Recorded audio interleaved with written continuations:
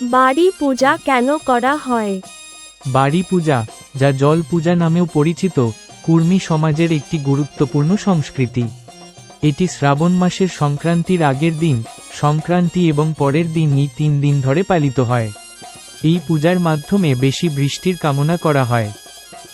বাড়ি পূজা বা জল পূজা হল কুর্মী সম্প্রদায়ের একটি ঐতিহ্যবাহী উৎসব, যা মূলত বৃষ্টির জন্য উৎসর্গীকৃত। 1.